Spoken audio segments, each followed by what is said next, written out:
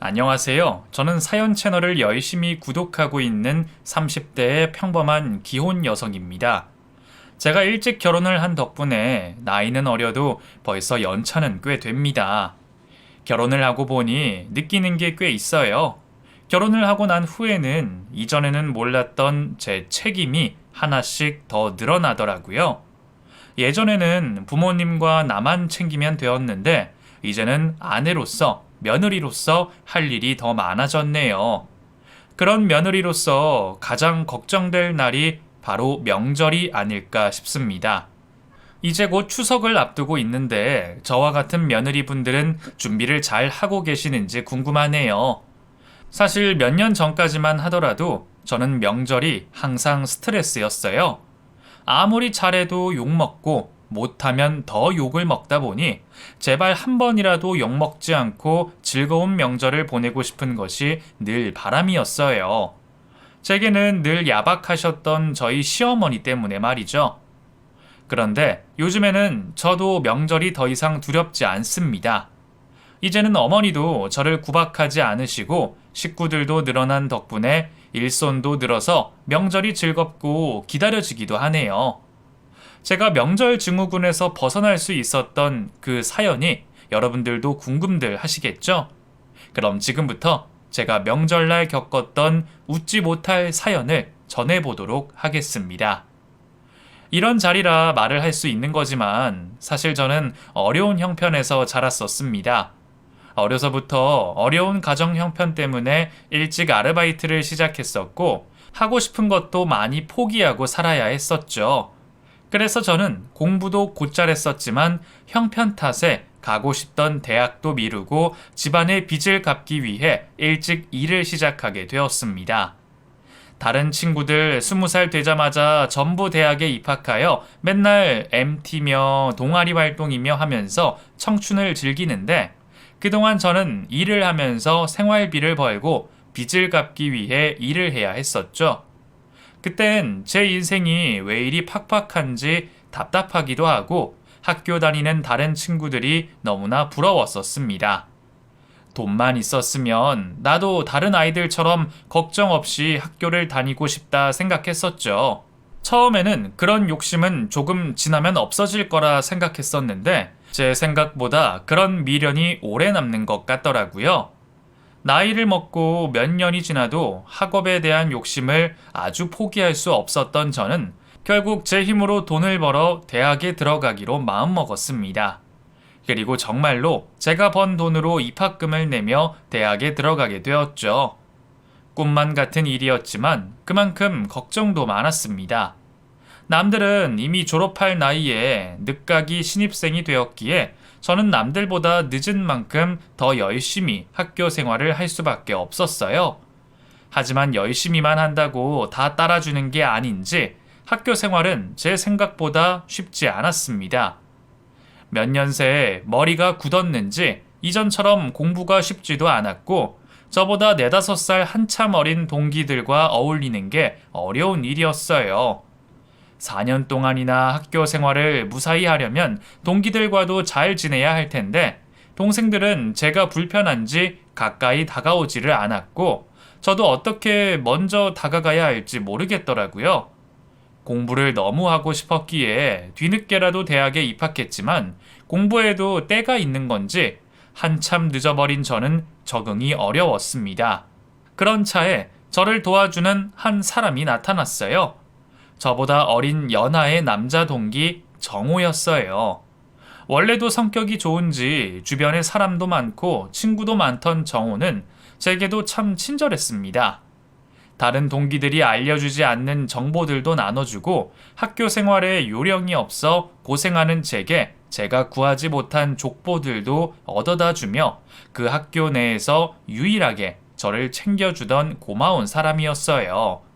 가뜩이나 늦은 공부와 대학 생활에 적응하느라 힘들었던 제게 그런 도움의 손길은 무척 고마운 일이었습니다. 그렇게 도움을 주고받으며 저희는 조금씩 가까워질 수밖에 없었고 어쩌다 보니 저희 두 사람은 어느새 연애를 시작하게 되었어요. 저도 연하 남자친구는 처음이었지만 정우가 워낙 듬직한 스타일이라서 연애를 하는 동안에는 나이 차이도 잊을 정도였어요. 가끔은 오히려 저보다도 오빠 같은 면 때문에 제가 의지하고 배울 점도 많았었죠. 남자친구를 만난 뒤로 저는 학교 생활이 수월해졌고 삶이 즐거워졌습니다. 스스로 학비를 벌면서 대학 생활을 하느라 일과 공부에 치여 쉴 틈 없던 제 인생에 남자친구는 유일한 휴식처였어요. 덕분에 저는 성격도 더 밝아졌고 점점 행복했습니다. 그래서 저도 그런 행복이 오래 가기를 바랬죠. 하지만 어느 날 전혀 뜻하지 않았던 일이 벌어지고 말았습니다. 저희가 혼전 임신을 하게 되었던 거였죠. 전혀 예상하지 못한 일에 저는 당황스러울 수밖에 없었어요. 그때는 저희 둘 다 한창 공부 중이었고 학교 생활이 바쁠 시기였는데 그런 때에 아이가 생겼다니 어떻게 해야 좋을지 답을 몰랐죠. 저보다 어린 정우가 훨씬 더 당황스러웠을 텐데도 남자친구는 제게 당황하는 기색 없이 저와 아이를 책임지겠다고 말했습니다. 정우야, 어떡해? 나 임신이래. 나 이제 어떻게 하면 좋아? 누나, 걱정하지 마. 누나랑 우리 아이는 내가 꼭 지킬게. 내가 당장 학교를 그만두고 일을 해서라도 책임질 테니까 우리 하루빨리 결혼하자. 누나, 나 믿어줄 수 있지? 같이 사고 쳐놓고 나 몰라라 하는 무책임한 남자들도 많다던데 저보다도 어린 남자친구가 오히려 저를 다독여주며 자신있게 책임진다는 얘기를 해주니 무척 고맙더라고요. 그렇게 저는 남자친구를 믿고 결혼을 하기로 약속했고 저희는 결혼 허락을 받기 위해 정원의 집으로 인사를 드리러 가게 되었습니다. 솔직히 가기 전부터 마음이 불편할 수밖에 없었어요. 안 그래도 나이 많은 여자친구를 좋아하실 만한 어머니들이 흔하지 않을 텐데 그 와중에 대학교 신분으로 임신까지 하고 나타났으니 어머니 입장에서도 기가 막히실 것 같았습니다. 차라리 제가 남자친구보다 어렸더라면 철이 없다 생각하고 이해해 주실지도 모르는데 하필 제가 남자친구보다도 더 누나인데 그런 실수를 했으니 저도 어머니 앞에서 할 말이 없었죠. 그런 생각을 하고 걱정하면서 찾아갔는데도 어머니의 반응은 그 이상이었습니다. 아무렴 그 정도로 저를 싫어하실 줄은 몰랐거든요. 어머니는 저를 보자마자 기함을 하며 싫어하셨어요. 별 말씀도 없었지만 그게 오히려 더 무섭더라고요. 화를 내셨다고 해야 하는지 경멸하셨다고 해야 하는지 그냥 처음부터 저를 싫어하는 티가 너무 나서 무서웠었죠.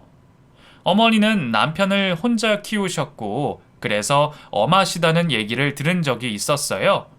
남자친구에게는 형이 하나 있었는데 두 형제가 어렸을 적 아버님이 일찍 돌아가시면서 어머님이 혼자 자식들을 키워내셨더라고요.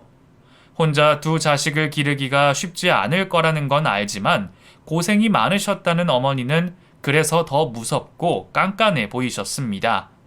어머니는 남자친구보다 나이도 많고 가진 것도 없는 저를 대놓고 무시하셨습니다. 뭐? 임신을 했다고?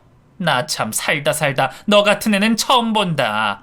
듣자 하니 네가 정우보다 나이도 한참 많고 사정이 어려워서 학교도 늦게 들어갔다 그러던데 나이도 먹을 만큼 먹고 세상도 알 만큼 아는 애가 어떻게 이런 짓을 벌일 수가 있니?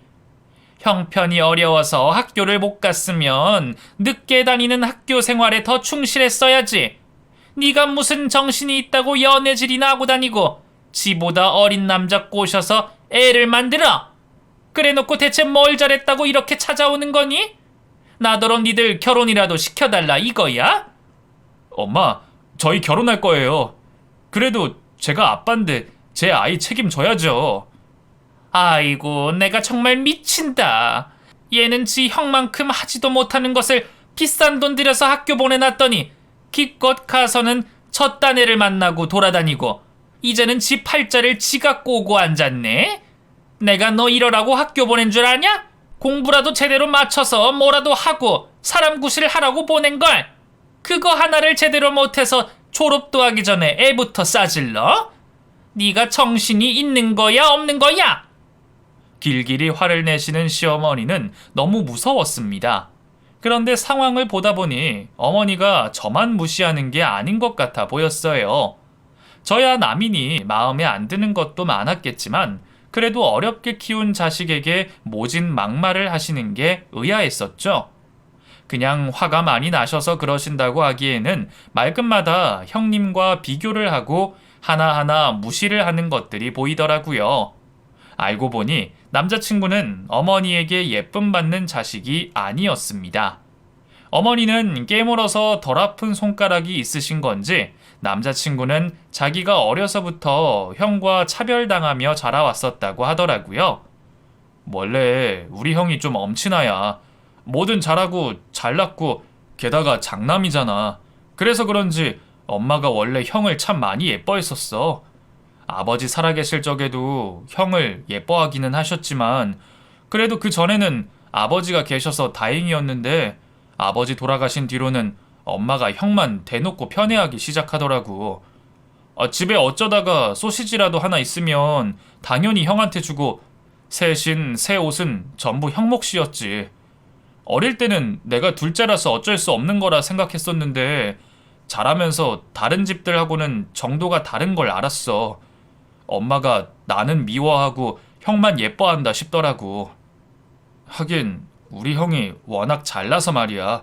어릴 적부터 무슨 대회든지 나갔다 하면 상장을 타오고 공부도 잘하고 운동도 잘하고 뭐 하나 빠지는 게 없으니 사랑받을 수밖에 없지.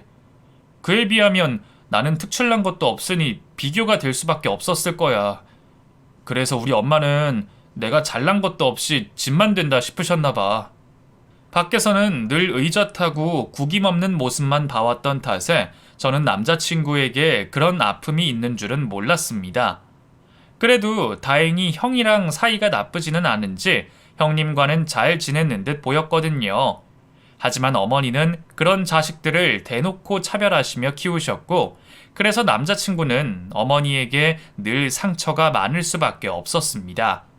그 사연을 알고 보니 남자친구가 더 짠하고 제가 괜히 미안했어요.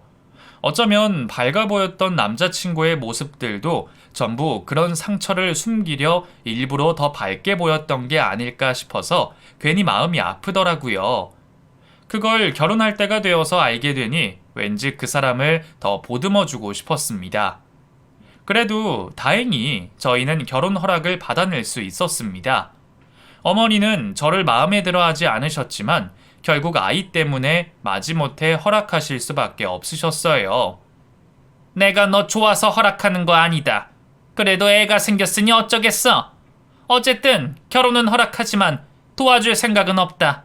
니들도 나이 먹을 만큼 먹었고 더 이상 어린애들 아니니까 결혼하고 싶거든 니들 알아서 하고 나한테 뭐 바라지 마라. 알겠니?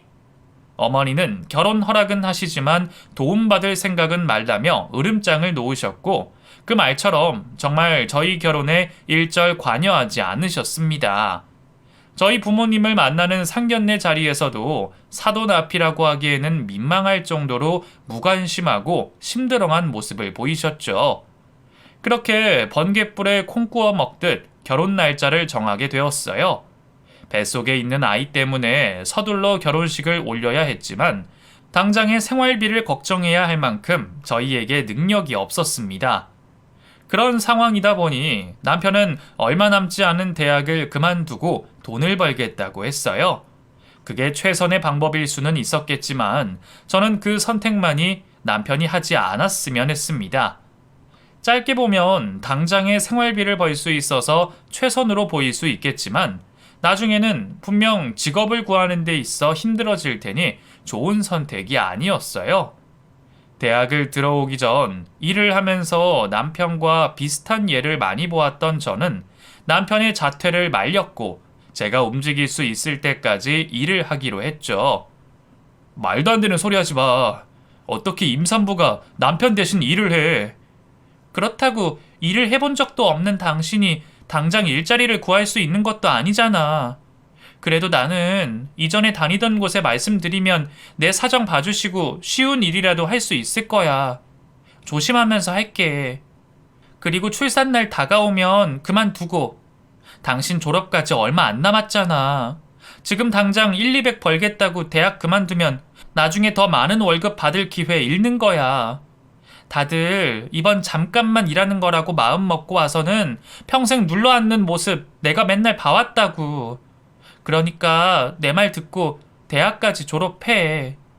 정 미안하면 졸업과 동시에 취직할 수 있게 잘해보던가. 결국 숱한 대화 끝에 남편은 계속해서 대학을 다니게 되었고 저는 대학을 자퇴하고 난 뒤 일을 하게 되었습니다. 그토록 하도 가지고 싶었던 대학 졸업장이었지만 아이를 낳고 나서도 다닐 자신은 없더라고요. 그리고 대학 졸업장보다는 제 가정, 제 아이가 더 중요했기에 미련 없이 자퇴를 선택할 수 있었죠. 그렇게 저는 일을 다니고 남편은 대학을 다니는 중에 직계 가족들만 모여 조촐한 결혼식을 하게 되었습니다. 남편 집안에서도 그다지 반기지 않은 결혼이었고 저희 집안 형편도 좋지 못하니 남들 보기에는 모양새가 초라한 결혼식을 올리게 되었죠. 하지만 남들 눈에 어떻게 비춰지든 저는 사랑하는 사람들과 함께 그 자리를 있을 수 있고 남편과 저희 결혼을 증명하는 그 자리가 너무 좋았습니다. 그렇게 제 인생에 가장 행복했던 결혼식을 마치고 나서 얼마 되지 않아 소중한 아이를 출산하게 되었죠. 출산 이후 다행히 아주버님께서 도움을 주시면서 남편이 취직을 하기 전까지 아이를 기르는 데 집중할 수 있었습니다. 사실 출산 임박을 했을 때는 친정 집안에서 도움을 받을 수 있었는데 친정집도 형편이 힘들다 보니 출산 이후가 더 걱정이었어요. 친정 부모님 두 분 모두 일을 하시다 보니 아이를 친정집에 맡길 수 없었죠. 물론 시어머니께 부탁을 할 수도 있었지만 결혼 후에도 아이에 대한 궁금증 하나 없는 분에게 무슨 소리를 들을까 싶어 말을 못하고 있었죠. 그런데 아주버님께서 남편에게 저희 사정을 듣고 도움을 주시게 된 거였어요. 이게 무슨 돈이에요, 아주버님? 많지는 않은 돈인데 정우랑 재수씨 생활비에 보탰어요. 미안해요. 정우 저 녀석이 원체 자기 집 일에 말을 안 해서 상황이 힘든지 모르고 있었어요. 먼저 알았더라면 재수씨 고생 안 시켰을 텐데 계좌번호 알려주시면 매달 이 정도 금액을 보내줄게요. 혹시 무슨 일이 있어서 돈이 더 필요하면 그때도 어려워하지 말고 말해요. 그래도 이 돈을 어떻게... 어차피 이 돈 정호에게 다 받아낼 거니까 너무 신경 쓰지 마세요. 그리고 저희 어머니 성격 아시죠? 제가 재수씨 도운 거 알면 또 난리 나실 거니까 비밀로 해요. 평소 사업을 하시느라 워낙 바쁘시기도 하고 말수도 별로 없으신 분이라 제가 아주버님을 너무 어려워했었는데 알고 보니 마음이 따뜻하시고 속이 깊으신 분이었어요. 그날 일 이후로 종종 아주버님과 대화를 할 자리가 있었는데 어머님께서 동생에게만 모질게 행동하시고 저를 못마땅해 하는 건 모두 속상해 하시더라고요.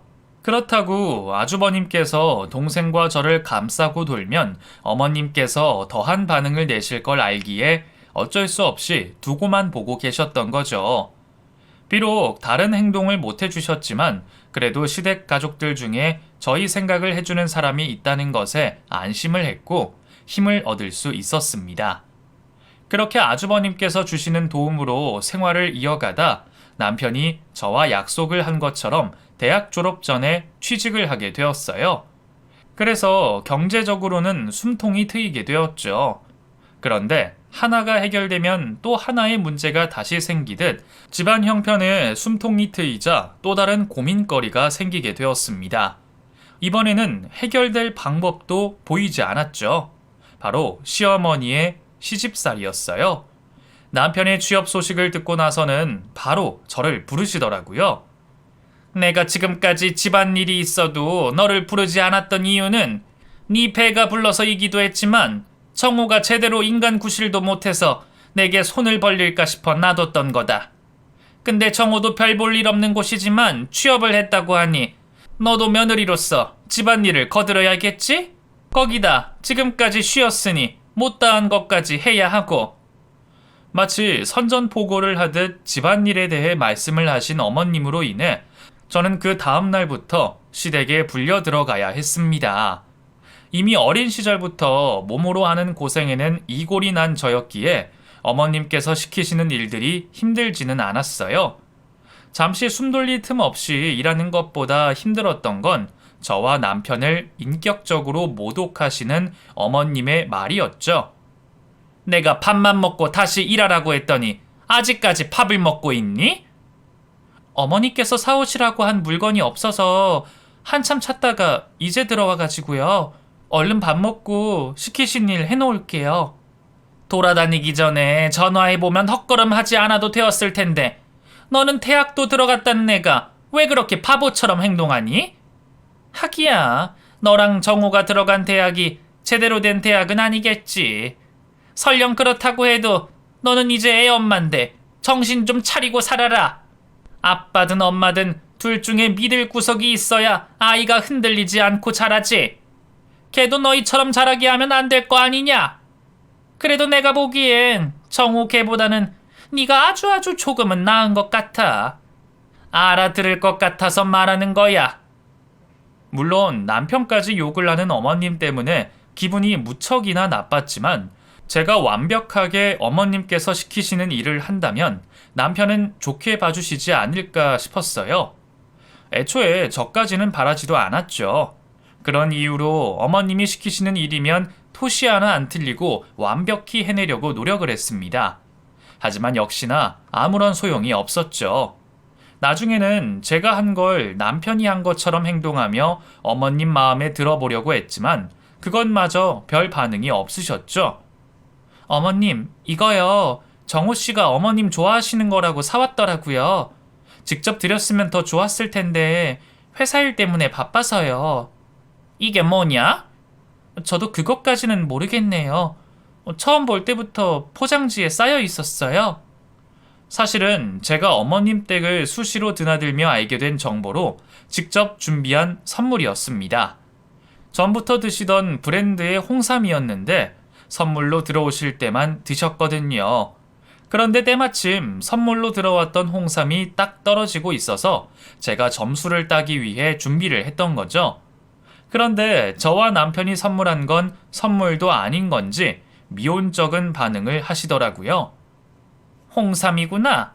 근데 너희들 이런 거 선물할 만큼 형편이 됐냐? 꼭 형편이 되어야 선물하는 건 아니니까요. 자주 하는 것도 아니고 그이가 어머님 생각이 나서 한 것 같아요. 그런 거라면 이왕 선물하는 거 제대로 된 걸로 사오던가 해야지. 겨우 홍삼이 뭐냐? 그게 아니면 뭐하러 이런 곳에 돈을 써? 정우 씨는 어머님 생각하는 마음에 내 생각하는 거면 너희들 앞가림이나 잘해라. 내 유일한 걱정거리들이 너희들이야. 혹시 내 발목은 잡지 않을까 걱정을 한다고? 아니, 내 발목을 잡으면 그나마 다행이지. 만약에 우리 명호 발목 잡으면 내가 죽어서 내 남편 조상님들 얼굴은 어떻게 보겠니? 그러니까 이런 곳에 돈 쓸 여유 있으면 너희들 미래 준비나 똑바로 해라. 다른 가족들에게 피해 주지 않게. 무엇을 해도 미운 자식은 미운 자식인가 봅니다. 평소 좋아하시는 선물을 해도 소용이 없었죠. 그것만이 문제는 아니었어요. 아주버님께서 사업일 때문에 바빠 집안 행사를 못 하셨고 그런 것들 모두를 둘째인 남편이 하고 있었는데도 항상 구박만 들어왔습니다. 뭐야, 왜 이렇게 늦었어? 당신이 제사 시간 다 됐는데 안 온다고 어머님께서 엄청 화나셨어. 얼른 들어가 봐. 엄마, 죄송해요. 회사에 비상이 걸려서 제 위로도 다들 밤새고 있거든요. 지금 온 것도 겨우 시간을 뺀 거예요. 이해 좀 해주세요. 네가 뭐가 바쁘다고 조상님들 제사 지내는 날 늦어? 됐고, 시간 다 됐다. 얼른 제사 지낼 준비하자. 네 형은 사업일로 피곤할 것 같아서 내가 오지 말라고 했으니까 네가 주도해서 지내라. 이랬던 적이 한두 번이 아니었어요. 매번 저와 남편에게만 엄격한 판단의 잣대를 대셨죠. 어느 부분 조금이라도 누그러지는 모습이 있어야 이 고생도 언젠간 끝나겠지 하고 버티겠는데 처음부터 지금까지 저희에게만 일관되게 보이시는 모습으로 인해 지쳐만 가고 있었죠. 그러다 저희가 더 힘들어질 것만 같은 집안의 소식이 찾아들었어요.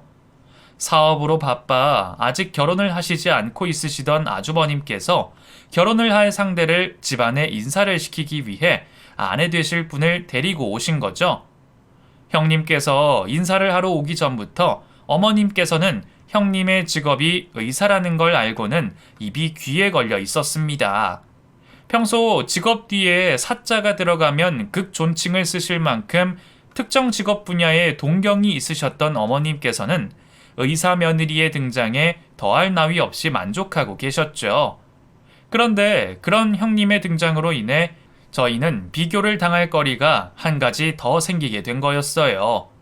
안 그래도 아주버님과 남편을 비교하면서 차별을 하시던 어머님께서는 그날 이후부터 저와 형님을 비교하시면서 심한 말을 하시고는 했습니다. 너희는 아무 노력도 하지 않다가 의사를 한 집안 사람으로 둬서 좋겠다. 내가 사주를 믿지는 않지만 이런 거 보면 사주가 정말 있다 싶어. 특히 지혜 얘 보면 자기 손가락으로 뭐 하나 한 것도 없는 애가 이렇게 편하게 살잖니. 나이도 많은데 젊은 남편을 두게 됐어. 도망도 못 가게 애도 하나 낳았지. 또 아주버님 되는 사람은 돈도 잘 벌고 이번에는 의사 형님까지 뒀으니 인생 말년에 얼마나 편하게 지내겠니. 지혜야, 가끔 나는 너가 너무 부럽다. 그리고 우리 첫째 며느리 나정이에게 너무 미안하고 지금까지 열심히 노력을 해서 저만큼이나 일궈냈는데 사랑하는 사람이라고 해서 결혼했더니 시동생과 동설하는 사람들이 급이 안 맞아서 얼마나 기분이 나쁘겠어. 그러니까 앞으로 네 형님 손에 괜한 물 묻히려고 하지 말고 네가 뭐든 알아서 빨리빨리 해놔라. 알겠지? 솔직히 그 손이 네 손이랑 같은 손이니? 사람 살리는 손이랑 잡일이나 해오던 손이랑 같겠냐고? 새로운 차별과 모독에 대한 레파토리가 늘어 당황을 하긴 했지만 듣다 보면 이전에 하시던 욕과 별반 다름이 없었기에 이전처럼 한 귀로 흘려들으며 제 마음에 상처가 되지 않게 지내게 되었죠. 그러다 추석이 다가왔습니다. 저희 집안의 경우 추석날 모시는 조상님들이 많았어요. 아버님이 살아계실 때만 해도 이렇게 많지 않았다고 하는데 어느 날부터인가 한 분씩 늘었다고 합니다. 그 이유는 한 분이라도 서운하게 했다, 큰일 하시고 있는 아주버님께서 잘못되실까봐 노파심에 어머님께서 늘렸다고 했죠. 그러다 보니 명절마다 난리였습니다. 보통 집안들이 추석 당일 하루 이틀 전부터 추석 음식을 준비하는 것과 달리 저희 집은 최소 3일 전부터 어머님 댁으로 가서 명절 음식 준비를 해야 했죠. 그나마 남편이 학교를 다니고 있을 때는 저를 대신해 애를 봐주거나 차례 음식 만드는 데 도움을 주어 숨 돌릴 틈이라도 있었는데 회사를 다니고 나서는 오로지 저와 어머님 두 사람이 모든 걸 다 해야 했습니다. 사건이 벌어진 그날 또한 추석 당일 한참 전에 어머님 댁으로 가서 일을 하고 있던 중이었죠. 이번에도 얼추 이 전쟁 같은 차례 준비가 끝나가고 있었습니다. 그날만 고생하면 다음 날에는 음식을 상에 올리고 치우기만 하면 되었죠. 그런데 전날부터 아프던 배의 통증이 오늘이 되어서도 계속 이어지고 있었습니다. 통증 또한 간헐적이 아니라 지속적으로 계속 아파오는 것이 가볍게 넘겨서는 안 될 것 같더라고요. 그래서 우선 인터넷 검색을 하여 대충 어떤 질병의 통증인지 확인을 하려고 했죠. 그런데 통증이 내려오는 위치나 발열, 복부 압통 등 모두 맹장염 증상이더라고요. 꼭 맹장염이 아니라도 단순히 배탈 이상의 통증이다 싶었던 저는 어머님께 제 상황을 설명하여 병원에 잠시 다녀오려고 했습니다. 어머니, 저 어제부터 계속 배가 아파왔는데요. 지금까지 너무 아파서 검색을 해봤더니 맹장염 증상 같아요. 꼭 그게 아니더라도 배탈은 아닌 것 같아서 병원 좀 다녀올게요. 뭐? 너 지금 오늘이 무슨 날인 줄은 아냐? 이제까지 멀쩡하던 애가 하필 가장 바쁘고 중요한 추석 전날 배가 아파? 그리고 네가 무슨 의사라도 되냐? 네가 뭘 안다고 맹장염이니 뭐니 하면서 아는 척을 해? 왜? 네 형님으로 의사가 들어오니까 너도 의사 흉내라도 내보고 싶은 거야? 이게 잔꾀만 늘어서 시키는 일도 안 하려고 이제 쇼까지 하네? 너 어디서 쇼야? 뭘 했다고 쇼까지 하냐고? 네가 쓰러지면 내가 너 업어다가 병원에 직접 데려다 줄 테니 걱정 말고 일이나 해라. 어머니, 저 진짜 배가 점점 아파서 그래요. 맹장염 증상이 전부 다 있다니까요? 제가 이전까지 이런 말 한 적 없잖아요. 내년부터는 네 손윗사람 있다고 일부러 지금부터 밑밥 가는 거 아니냐. 혹시나 해서 하는 말인데 행여 네 형님 집안일 시키려고 하지 마라. 걔가 어떤 손인데 이런 잡일에 그 손을 쓰게 만들어. 이제 얼마 안 남았으니 쇼는 그만하고 얼른 음식들 마무리나 하자. 아, 뭐해? 얼른 하지 않고. 정말 너무하다 싶더라고요. 이전까지 몇 번이나 이런 마음은 있었지만 어떻게 사람 아프다는데 이걸 쇼라고 보는지 지금 당장 배가 아픈 통증보다 답답해서 미칠 지경이었습니다. 시모의 말을 무시하고 집 밖을 나와 병원으로 갈까 싶었는데 거기서 괜한 오기가 생기더라고요. 자신의 눈앞에서 며느리가 쓰러져 봐야 그 다음부터는 제 말을 믿겠구나 싶었던 저는 입술을 꽉 물어가며 통증을 참고 일을 했습니다. 그렇게 일을 계속하다 슬슬 통증이 사라지면서 눈앞의 시야도 흐릿해져 갔어요. 그리곤 정신을 잃게 되었죠. 그러다 구급차에 실려가는 중에 정신을 차리게 되었습니다. 정신을 차렸다고 하나 복부 쪽에서 느껴지는 극심한 통증으로 정신이 하나도 없었죠.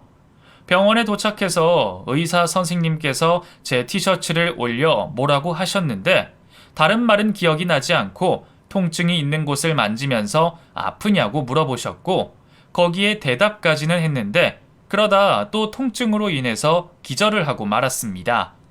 정신을 차리고 일어나 보니 수술이 끝났는지 병실 침대 위에 누워 있었어요. 여보, 정신이 들어? 근데 무슨 일이 있었던 거야? 기억이 온전히 이어지지 않고 뜨문뜨문 나서. 나 큰 병인 거야? 뭐든 그렇게 참고만 있으면 큰 병 되지. 당신 정말 큰일 날 뻔했어. 어떻게 그런 통증을 참고 있었던 거야? 자칫 잘못하다간 복막염으로 진행돼서 장기들도 손상 입을 뻔했대잖아. 엄청 아팠을 텐데 나한테 전화를 하지. 그럼 내가 119에라도 전화를 했을 거 아니야. 내가 얼마나 놀랐는데. 미안해. 내가 너무 무식하게 참기만 했다. 근데 서윤이는? 장모님께서 맡아주시고 있어. 다른 걱정하지 말고 회복이나 잘해. 염증 때문에 아직 안심할 단계 아니라고 했어. 그때 말을 하고 있는 남편 뒤로 어쩔 줄 몰라 하고 있는 시모가 보였습니다. 한눈에 봐도 자신 때문에 제 목숨까지 위험했다고 하니 미안함에 그런 모습을 보이고 있는 듯 했습니다. 어머니, 뭐하러 여기까지 오셨어요? 근데 나머지 차례 음식들은 어떻게 해요? 아이고, 아니다. 네가 그런 것까지 신경 안 써도 된다. 나 때문에 네가 목숨이 위험했다고 하는데 그깟 제사가 문제겠니? 다른 생각하지 말고 정우 말처럼 네 몸 회복하는 데 신경 써라. 그리고 이제 네가 제사상 차리는 일은 없을 거다. 그러니까 다른 걱정들은 전혀 하지 말아라. 그리고 내가 지금까지 너에게 했던 행동들 전부 사과하마. 꼭 네 일 아니더라도 내가 정우에게 대하는 행동들 보고 네가 많이 속상했을 텐데 그것도 전부 사과하마. 앞으로는 그전과 같은 일 없도록 할 테니 나를 용서하렴. 변해도 너무 변해버린 어머님의 태도에 제가 아직 꿈을 꾸고 있나 싶었어요. 물론 자신 때문에 며느리가 죽다 살아났으니 미안함을 표현하는 건 당연했지만 제 입장에서는 과하다 싶을 정도로 행동하셨거든요.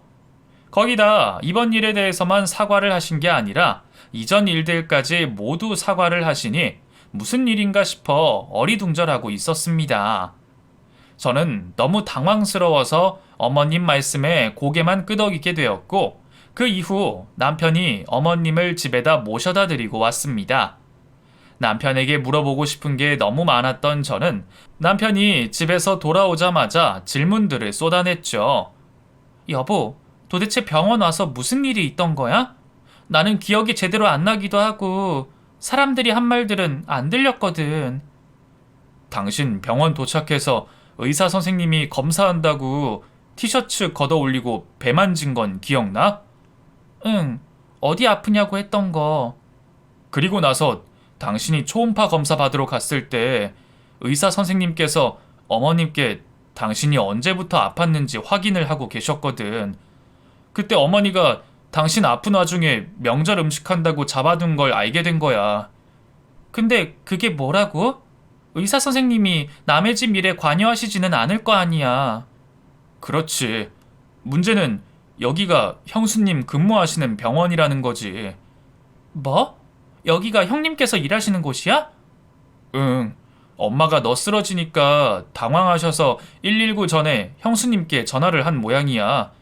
명절이니까 의사들이 제대로 있나 걱정됐나 봐. 어쨌든 너 봐주시던 의사 선생님이 형수님께 사실들을 전부 말하게 된 거지. 이후 남편에게 듣게 된 두 분 사이의 대화로 인해 어머님께서 저에 대한 태도를 왜 바꾸시게 되었는지 알게 되었습니다. 저를 치료해주신 동료 의사분에게 병원으로 후송되기 전 상황을 들으셨던 형님께서는 이 상황이 이해가 되지 않으셨나 봅니다.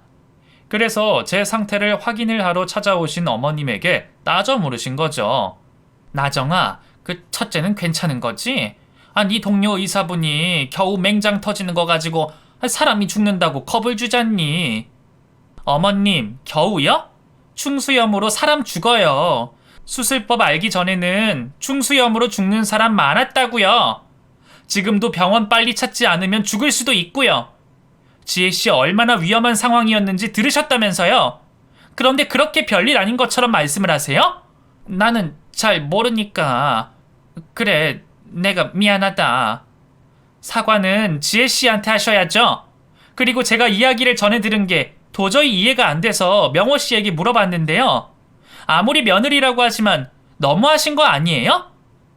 아유, 네가 명호한테 무슨 말을 들었는지 몰라도 오해하지 마라. 너는 내가 얼마나 바쁘고 귀한 사람인지 아는데 너를 시키려고 하겠니? 너는 지금처럼 네 일에만 집중하면 된다.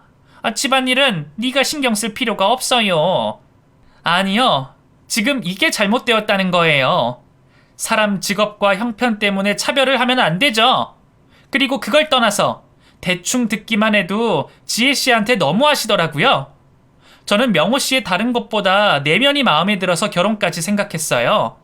그래서 그런 명호씨를 기른 어머님께서도 훌륭한 인품을 가지신 분일 거라고 생각했죠. 그런데 지혜씨한테 하셨다는 행동의 일부만 들었는데도 너무 실망스럽더라고요. 그래서 이 결혼 다시 생각해봐야 할 것 같아요. 제 입장에서는 어머님께서 그런 분이시라는 게 받아들이기 힘드네요. 뭐? 나정아, 왜 그러냐? 네가 무슨 오해를 한 것 같아. 이번 일은 그 명절이라 어쩌다 보니 이렇게 됐는데 그 평소에는 내가 지혜한테 얼마나 잘해준다고. 그럼 제가 직접 정호씨나 지혜씨에게 가서 물어볼까요? 어머님 말씀대로라면 명호씨가 뭘 오해해도 단단히 오해하고 있는데 부모 자식 간에 그런 오해가 있으면 안 되니까요. 아니, 그게 지혜씨 일어나면 가셔서 지금까지 하신 행동들 진심으로 사과하세요.